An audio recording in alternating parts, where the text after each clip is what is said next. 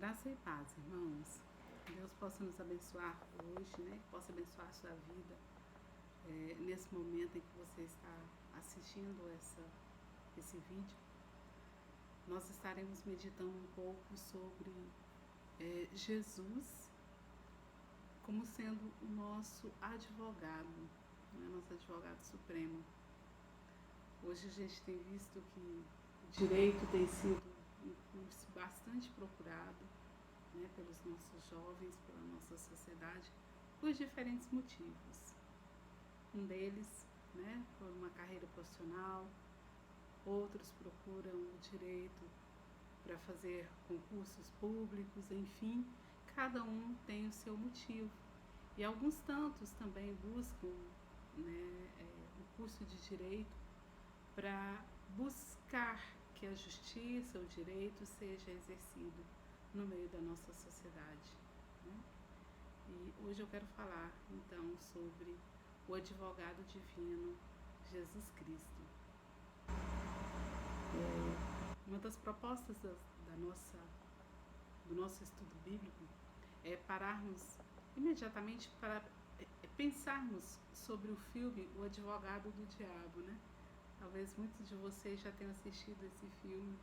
Ele é interessante, impressionante, mas eu quero destacar com vocês especialmente o fato do advogado, né, o protagonista do filme, ser um moço de muito destaque, de muito sucesso na sua vida profissional. Então, assim, ele era um advogado acima da média, praticamente ele não perdia causas.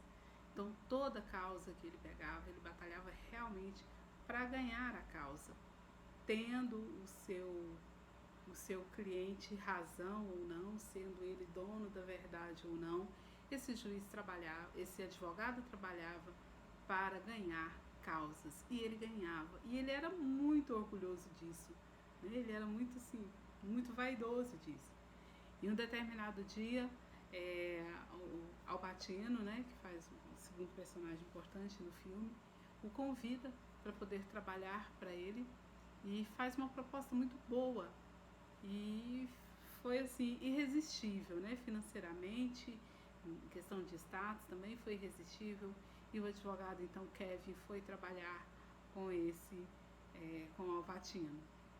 Mas no desenvolvimento do filme a gente vai percebendo quem era de fato, né, esse novo patrão, e ao final a gente se dá conta de que ele representa, né, ele personifica o diabo, e que ele usa de astúcia, né, buscando justamente a vaidade do advogado, em cima da vaidade dele, em cima do orgulho dele, da pretensiosidade que ele tem, que o Al Pacino vai trabalhar, né, na vida dele, no casamento dele, enfim.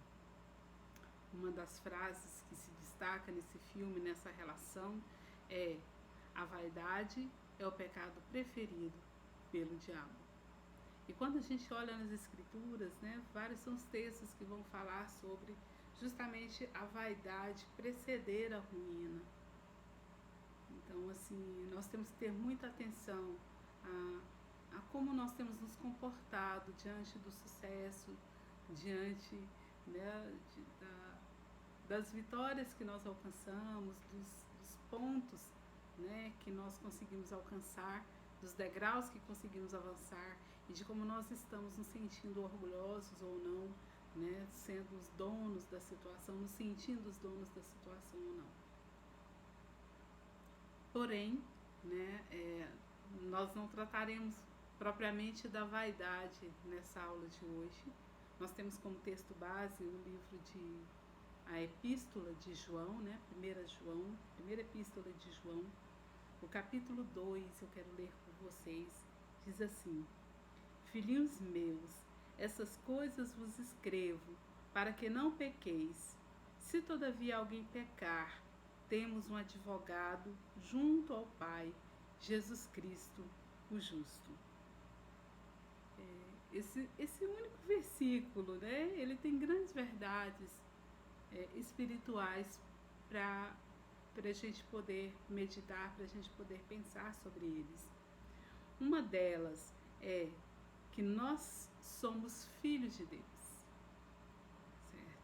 Então, o apóstolo João vai dizer: filhinhos meus, essas coisas vos escrevi, vos escrevo para que não pequeis. Se todavia alguém pecar, temos um advogado junto ao Pai, Jesus Cristo. Então, quando ele diz que nós temos um advogado junto ao Pai, ele está justamente fazendo essa menção de que nós somos filhos de Deus. Mas não na condição de filhos de Deus, muitas vezes, né, nós temos algumas responsabilidades como filhos, né? Todo filho ele tem, em relação ao pai, em relação à família, algumas responsabilidades a serem cumpridas. E uma delas que o Senhor nos diz é: não pequeis. Né? Sede santo, porque eu sou santo. Eu já falei com vocês em um outro momento sobre esse assunto. Mas o apóstolo João está nos dizendo: se todavia, eu escrevo para que vocês não pequem, mas se todavia alguém pecar, e é inevitável não pecarmos, nós pecamos. Aquele que diz que não tem pecado já está pecando, porque todos nós pecamos. E ele diz: então, se todavia alguém pecar, então ele fala justamente sobre essa natureza nossa, né? É propensa à queda, propensa a pecar, que nós temos uma predisposição, vamos dizer assim, natural para pecar. E Deus conhece essa nossa fragilidade. E porque Ele conhece a nossa fragilidade, na eternidade, Ele providenciou Jesus Cristo para ser o nosso advogado junto a Deus, para defender-nos diante de Deus. Eu estava meditando sobre esse assunto, né, a função de um advogado junto a um juiz, né? E ela é muito interessante, esse texto é muito interessante, essa analogia que é feita, né, entre Jesus ser o advogado, nós sermos os réus ou o réu, e Deus ser o grande juiz. Porém, nós temos como promotor de justiça um indivíduo extremamente injusto, que não é justo nos seus atos, que não pratica o bem, mas que está dioturnamente diante de Deus para nos acusar, para mostrar para Deus como se Deus não visse o que nós temos feito de errado. Quando nós olhamos, por exemplo, para a vida de Jó, né? O texto vai nos dizer assim que Jó era um homem extremamente íntegro, justo. E um dia, né, apresentando os filhos de Deus diante de Deus, apresenta-se, né, aparece Satanás. Satanás também estava no meio dele. E ele se apresenta como que acusando o próprio Deus, tipo, né, o Senhor fala para ele: você viu meu servo Jó? Porque Deus conhece o coração de Satanás, Deus conhece o coração de todos. E ele sabia que naquele momento Jó estava incomodando Satanás. E Satanás fala: vive sim, você viu como ele me teme? Sim, eu vi, mas meu Senhor dá tudo para ele. Tira para o Senhor ver se ele não blasfema na tua presença. E Deus falou: então vai lá, toca nas coisas que ele tem, mas não toca nele. E Satanás saiu para poder aprontar com a vida, né, material de Jó. E ele causou grandes transtornos na vida de Jó, na família de Jó, quanto aos bens que Jó possuía. Mas ele não achou motivo para acusar Jó de ter pecado diante de Deus, para dizer que Jó não era justo diante de Deus.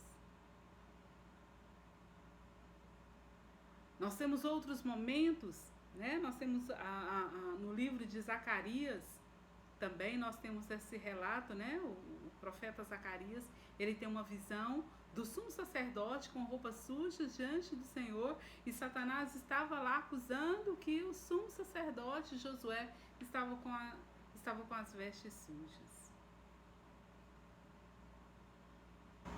Nós chegamos no Novo Testamento e Jesus Cristo fala a respeito de Pedro, diz: Pedro, Satanás requisitou, né, para poder mexer na sua vida, mas eu intercedi, eu intervi e não permiti que isso acontecesse.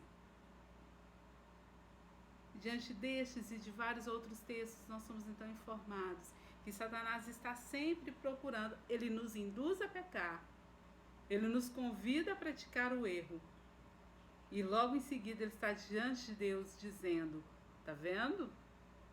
Olha como o homem fracassa. Eu fracassei, mas o homem também fracassa. Não existe pessoas capazes de serem justas diante do Senhor. Mas Deus, da sua infinita graça, do seu infinito amor, antes da fundação do mundo, já havia providenciado Jesus Cristo para ser nosso advogado diante dele. E uma lição que eu quero destacar dentro desse texto, né, é que, assim, dentro dessa analogia, melhor dizendo, é que Jesus, diferente dos advogados que nós temos nos nossos dias, Jesus não tenta nos tornar inocentes. Quando nós erramos, quando nós pecamos, e que Jesus se apresenta diante de Deus, intervindo numa situação de julgamento, quando Satanás está ali apontando os nossos erros, Jesus não vem diante do Pai para dizer: ó santo juiz, ilustríssimo, digníssimo, excelentíssimo juiz, o meu cliente, a Tânia, ela cometeu um deslizezinho, algo que não faz muita diferença. Na verdade, é algo que nem dá pra gente maquiar. Jesus não faz isso. Como também não, Jesus não chega diante de Deus e fala: Senhor, olha, vamos pensar aqui o que motivou a Tânia a praticar aquele erro. Quais são os motivos que levaram ela a errar? Não. Jesus identifica exatamente qual é o nosso pecado. Ele não chega diante do Pai mentindo. Ele não chega diante do Pai, o grande juiz, buscando brechas na lei para nos livrar a cara, para nos passar por inocentes, para nos passar como vítimas. Ele assume que nós erramos. Ele assume que nós pecamos. De fato, praticou isso, praticou aquilo outro. Lutero, né, narra a história que em determinado momento ele teve um sonho perturbador e que Satanás aparece diante dele e fala: olha, aqui está uma lista enorme do tanto de pecados que você cometeu. E mostra para ele. E ele fala assim: você só esqueceu de um detalhe na sua lista, que o sangue de Jesus Cristo me purifica de todo o pecado. E é essa a defesa que Jesus apresenta diante do Pai. O meu sangue purifica o meu servo, o réu, de todo pecado. Vamos aqui? Então, o texto aqui vai nos dizer o seguinte. Primeiro, né, dentro desse texto é que nós temos um pai. Segunda questão, filhos podem errar. E como podemos errar? E como erramos? E como falhamos? Certo? Mas nós temos direito a um advogado. O próprio Deus, o grande juiz, nomeou, estabeleceu, enviou um advogado perfeito, justo, sem uma mácula no seu perfil, no seu currículo, para nos defender, para ser intercessor diante do tribunal de Deus. Amém? Nós estaremos lendo então alguns textos nessa direção. Quando o apóstolo João diz, né, Filhinhos meus, essas coisas vos escrevo para que não pequeis. Então, ele propõe, né, que a gente realmente busque não errar. As Escrituras, né, o próprio Jesus Cristo, quando trouxeram diante dele aquela senhora que foi pega em adultério, né, e queriam apedrejá-la e questionaram Jesus a respeito. E Jesus, então, com uma outra palavra, ele afastou todos de perto, né? Naquela circunstância, quem não tem pecado, atire a primeira pedra.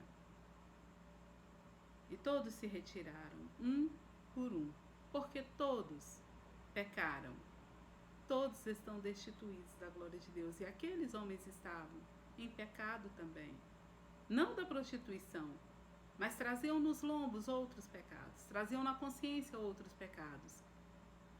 E Jesus olhou para aquela mulher e disse: a tua fé te salvou. Vai e não peques mais. Quando o Senhor nos alcança, quando o Espírito Santo transforma o nosso coração em um novo coração, a chamada, a ordem de Deus é para que nós caminhemos sem pecar. É possível, Tânia, caminharmos sem pecar? Não, jamais. Não é possível. Mas quando nós pecamos, nós temos um advogado diante de Deus que intercede por nós. E nós precisamos reconhecer e buscar e querer que Ele nos defenda. Não serão os nossos atos que nos defenderão diante de Deus. Não será nós mesmos com nossos próprios discursos que nos defenderemos diante de Deus. Jó, em determinado momento, diante do sofrimento dele, né, que ele passava, ele falou: olha, eu quero comparecer diante do tribunal de Deus, eu quero eu mesmo defender a minha causa. Porque ele não sabia por que ele estava sofrendo. Nós não sabemos. Eu sei. Pode ser que haja um momento em que a gente não encontre resposta para algumas dificuldades. Mas para as consequências dos nossos pecados não sabemos quando nós estamos passando por consequências. Outra coisa que o apóstolo João vai dizer é: você tem um Pai amoroso. Jesus Cristo, né, antes de ser assunto aos céus, quando da última Páscoa, ele chama os seus discípulos de filhinhos, ainda por pouco tempo estou convosco. Então o Senhor nos tem amado e tem nos tratado de fato como filhos dele, certo? E ao errarmos, nós temos que ter um comportamento de não querer encobrir os nossos pecados, de não buscar alguém que possa fazer uma maquiagem nos nossos erros. Mas nós devemos confessar os nossos pecados. Aqui na sequência de 1 João, versículo 5, vai dizer assim, ó: ora, a mensagem que da parte dele temos ouvido e vos anunciamos é esta, que Deus é luz e não há treva nenhuma nele. Se dissermos que mantemos comunhão com ele e andarmos nas trevas, mentimos e não praticamos a verdade. Se, porém, andarmos na luz, como ele na luz está, mantemos comunhão uns com os outros, e o sangue de Jesus, seu Filho, nos purifica de todo pecado. Se dissermos que não temos pecado nenhum, a nós mesmos nos enganamos, e a verdade não está em nós. Se confessarmos nossos pecados, ele é fiel e justo para nos perdoar os pecados e nos purificar de toda injustiça. Se dissermos que não temos cometido pecado, fazemo-lo mentiroso e a sua palavra não está em nós. Ainda que em 1 João, capítulo 2, versículo 1 diz: filhinhos meus, essas coisas vos escrevo, para que não pequeis. Se todavia alguém pecar, temos um advogado junto ao Pai, Jesus Cristo, o justo. Ele é a apropriação pelos nossos pecados, e não somente pelos nossos próprios pecados, mas ainda pelos do mundo inteiro. Aquele que diz, eu conheço e não guardo os seus mandamentos é mentiroso, nele não está a verdade. Nós precisamos procurar caminhar de acordo com a verdade. E quando nós erramos, nós devemos reconhecer que erramos. Quando nós pecamos, nós devemos reconhecer o nosso pecado, bem como devemos reconhecer que só em Jesus há remissão de pecados. Só através de Jesus é possível haver perdão dos nossos pecados diante do tribunal de Deus. O advogado divino, a expressão advogado, vem da expressão ajudador, aquele que nos defende, aquele que se coloca do nosso lado. E olha, amados, Jesus não só se coloca ao nosso lado, Jesus se colocou no meu lugar, no seu lugar. E isso faz muita diferença dos advogados que nós temos no mundo material, no mundo físico. Ele não se põe no nosso lugar.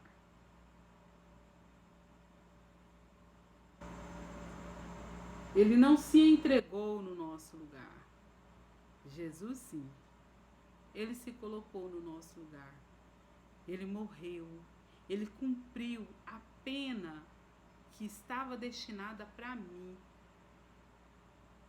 Todos pecaram. A Bíblia diz, a alma que pecar, esta morrerá. E Jesus morreu no meu lugar. Tânia, mas você também vai morrer. Vou, mas eu vou ressuscitar, porque Jesus ressuscitou. Diferente dos homens anteriores a Jesus, ninguém tinha ressuscitado. Jesus ressuscitou. E porque Ele vive, eu posso crer no amanhã. Porque Ele ressuscitou, eu vou ressuscitar e vou ter vida eterna, plena com Deus. Então, meus queridos, nessa lição de João, nesse único versículo, nós temos assim verdades enormes para serem exploradas, a partir desse único versículo. No Evangelho de João é aplicado também a expressão advogado ao Espírito Santo, lá no Evangelho, não aqui na Epístola. João 14, versículo 16, versículo 26, eu vou estar colocando aí para vocês. Ele diz, eu rogarei ao Pai e Ele vos dará o outro Consolador, a fim de que esteja para sempre convosco. Mas o Consolador, o Espírito Santo, a quem o Pai enviará em meu nome, esse vos ensinará todas essas coisas e vos fará lembrar de tudo o que vos tenho dito. Quando, porém, vier o Consolador, eu vos enviarei da minha parte, do Pai, da parte do Pai, o Espírito da verdade, que dele procede, esse dará testemunho de mim. No 16, versículo 7 diz, mas eu vos digo a verdade, convém-vos que eu vá, porque se eu não for, o Consolador não virá para vós outros. Se, porém, eu for, eu vou-lo enviarei. O Espírito Santo é aquele também que roga a Deus por nós. Diferente que o Espírito Santo foi enviado por Jesus para estar conosco, para caminhar conosco e interceder por nós, mas do nosso lado, Jesus intercede por nós diante de Deus, diante do trono do Altíssimo. Lá, Jesus está intercedendo por nós. O Espírito Santo nos orienta como orar, como pedir perdão, como clamar diante de Deus para que realmente Ele envie Jesus, para que Jesus assuma o seu lugar como nosso advogado supremo e nos livre e nos liberte da pena maior. O Espírito Santo age em nós e por nós, da mesma maneira, nos ajudando nas nossas fraquezas, porque nós não sabemos o que havemos de pedir como convém, mas o Espírito Santo intercede por nós com gemidos inexprimíveis. É o que diz Romanos 8, versículo 26 e versículo 27. E aí, nós temos então todos, né, outra coisa, fechando aí, nós temos direito à defesa. É uma das grandes prerrogativas, né, que a Constituição de praticamente do mundo todo prevê, né, dos direitos humanos, talvez, que é ter direito a um advogado. A gente sempre, quando assiste filmes, né, americanos e tal, ele sempre diz, você tem direito a um advogado. E às vezes nós falamos, gente, né, tem mesmo que ter direito a advogado? Não deveria ter, deveria ser já sentenciado. Mas cada um tem direito a um advogado. E as escrituras também estabelecem, né, o próprio Deus estabeleceu que nós temos o advogado constituído, né? É interessante porque o Estado garante ao cidadão, caso ele não tenha condição de ter um advogado por conta própria, o Estado nomeia um advogado para a pessoa. E o próprio Deus então se encarregou disso, porque nós jamais teríamos condições de ter um advogado por nossa própria conta. Dentro da nossa realidade, ter um bom advogado que garanta ganha de causa, nós precisamos desembolsar muito dinheiro. Alguns advogados são inclusive quase que inacessíveis financeiramente, são quase que inacessíveis para nós termos uma reunião, uma conversa com eles. Mas Jesus, amados, nós podemos clamar por ele a qualquer momento. Essa semana, né, uma cliente minha passou uma mensagem, falou, não vou poder ir amanhã, né, no seu estabelecimento aí no salão, porque o escritório vai abrir à tarde, justamente no horário que eu iria, para poder atender um cliente. E aí minha colega de trabalho falou assim, nossa, mas você fez direito e vai trabalhar dia de sábado, né? Eu não sei que tem que abrir escritório de advocacia dia de sábado. Existe um padrão. Você não vai achar um advogado tão fácil no sábado, no feriado, no domingo, no dia de Natal, de Ano Novo. Jesus está disponível para nós e é enviado a nós sempre que nós precisamos da intercessão dele, sempre que nós precisamos que ele interceda por nós, que ele nos represente diante de Deus, diante do tribunal de Deus. Jesus está disponível. E não tem preço. Ele não cobra de nós. É de graça. É graça.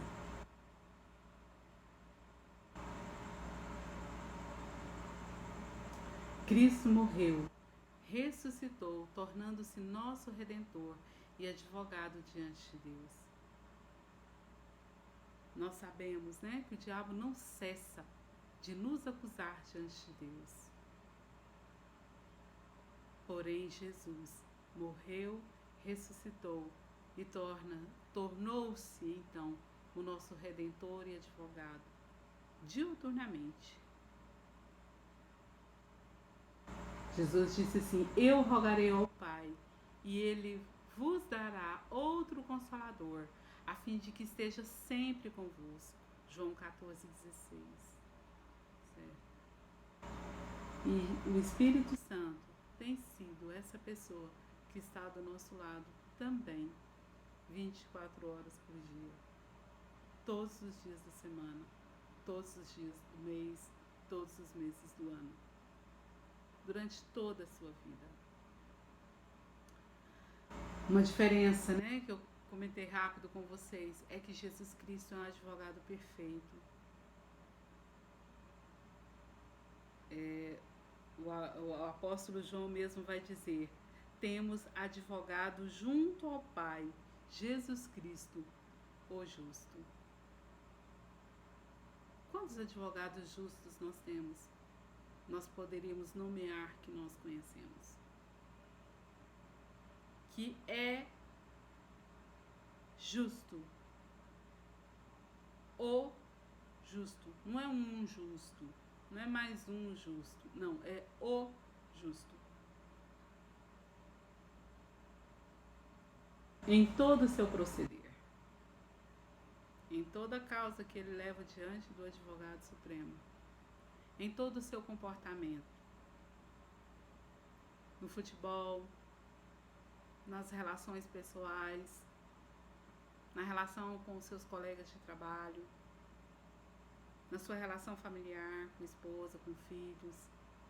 Alguns advogados dão aula, né?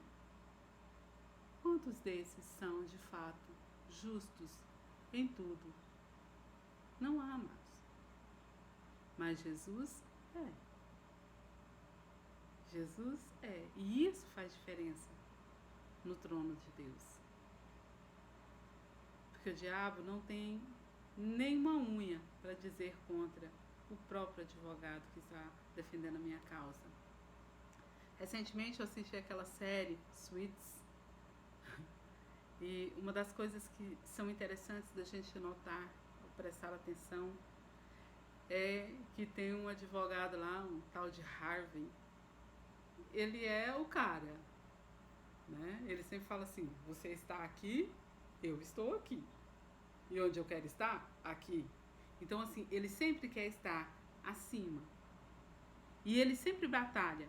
Ele sempre pega causas que ele sabe que haverá brechas e ele sabe que ele vai ganhar. E ele ganhava todas as causas. Não existia causa que ele não ganhasse.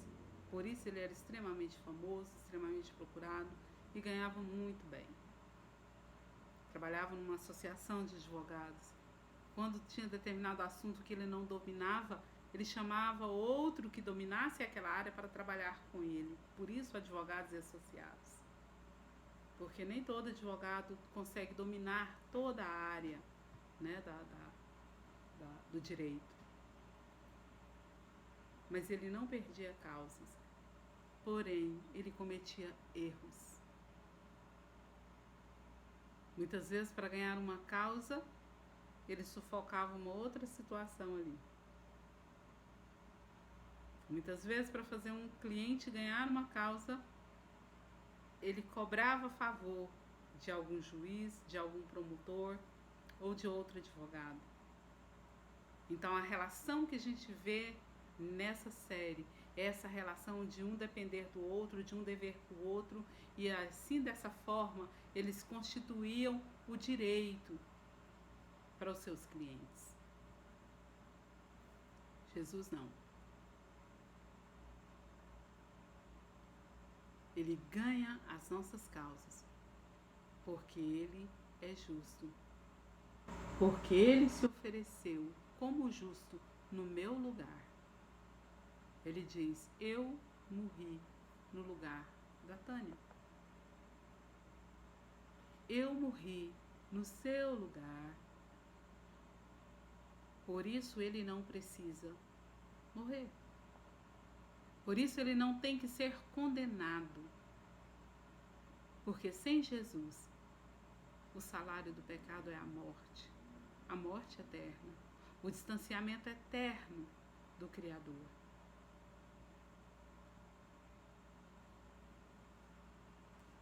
O sacrifício de Jesus foi único e suficiente.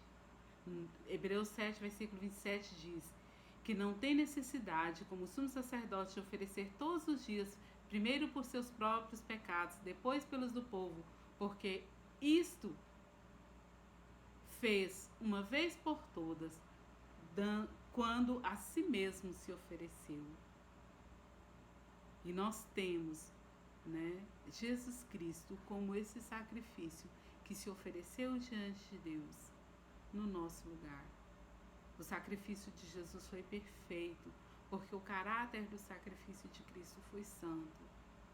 Ele foi tentado, ele foi provado, mas dolo algum se achou em sua boca. Não havia pecado em Jesus. Ele é justo em seu comportamento. A mulher de Pilatos, inclusive, fez essa declaração, né? Em Mateus capítulo 27, versículo 19, diz: e estando ele no tribunal, sua mulher, né, a mulher de Pilatos, mandou dizer-lhe: não te envolvas com esse justo, porque hoje tive um sonho. Em sonho muito sofri a seu respeito. Vendo Pilatos que nada conseguia, antes pelo contrário, aumentava o tumulto, mandando vir água, lavou as mãos perante o povo, dizendo: estou inocente do sangue deste justo. Fique o caso convosco. Jesus era santo, ele não tinha injustiça, ele não tinha erro. Por que Pilatos o condenaria? E Jesus Cristo, lá em Hebreus 4, do 14 ao 16, vai falar sobre isso, né? Jesus como grande sumo sacerdote, que penetrou os céus, né? E que nós devemos, então, manter firmes a nossa confissão de que nós entendemos e recebemos esse sacrifício de Jesus que se ofereceu e tem se apresentado diante de Deus. Né? Acheguemos-nos, portanto, confiadamente junto ao trono da graça, assim de recebermos misericórdia e acharmos graça para socorro em ocasião oportuna. E por fim, Jesus, nós devemos ter certeza de que Ele é o nosso advogado perfeito, supremo, e que nós devemos confiar nele. Quando nós colocamos a nossa causa na mão de um advogado, né, nós temos que confiar que esse advogado vai fazer o melhor por nós. Muitas vezes ele pega um réu, assassino, filmou, fotografou, tá tudo lá, todas as evidências, tudo mostrando as provas que ele é o réu. Ele poderia só ser condenado à revelia, já que tem tantos indícios, tantas provas de que ele é criminoso. Mas ele tem o direito a um advogado de defesa, que vai tentar minimizar a sua pena, através de justificativas, de uma coisa ou de outra. Ele vai tentar melhorar, né, a condição desse réu. E nós precisamos acreditar que Jesus tem causa ganha diante de Deus. Devemos aprender a confiar nele, né? Porque foi o próprio Deus que o constituiu advogado por nós. Romanos 8 diz: agora, pois, nenhuma condenação há para os que estão em Cristo Jesus. Então, se nós estamos nele, se nós confiamos nele, se nós confessarmos os nossos pecados diante de Deus, nós podemos ter certeza que Jesus, o nosso advogado, intercede por nós e nenhuma condenação há, porque ele se coloca não só ao nosso lado, mas ele se coloca no nosso lugar, se oferecendo como réu no nosso lugar. Romanos 8, versículo 34 vai dizer: quem nos condenará? Quem intentará acusação contra os filhos de Deus? Eu acho lindo esse texto. É Cristo quem morreu, ou antes, quem ressuscitou e que está à direita de Deus e que também intercede por nós. Meus queridos, busque então caminhar, andar diante de Deus. Se porventura, tente não pecar, mas se pecar, confesse o seu pecado diante de Deus. Peça ao Senhor, né? Peça ao Espírito Santo, peça a Jesus que interceda realmente por você para alcançar o perdão de Deus. Só assim nós podemos caminhar de cabeça erguida. Muitas vezes nós percebemos pessoas entristecidas. Muitas vezes nós encontramos corações amargurados, porque trazem, né, fardos pesados de pecado. Lance sobre Deus, lance sobre Jesus, não só as suas ansiedades, mas deixe também aos pés da cruz os seus pecados. Muitas vezes nós carregamos culpas de tantos pecados, e carregamos esses pecados e andamos frustrados e andamos de cabeça baixa, andamos entristecidos. Quantos jovens entristecidos porque têm pecado diante de Deus e não buscam perdão? Quantos casais que têm pecados ocultos e não buscam o perdão do próprio Deus?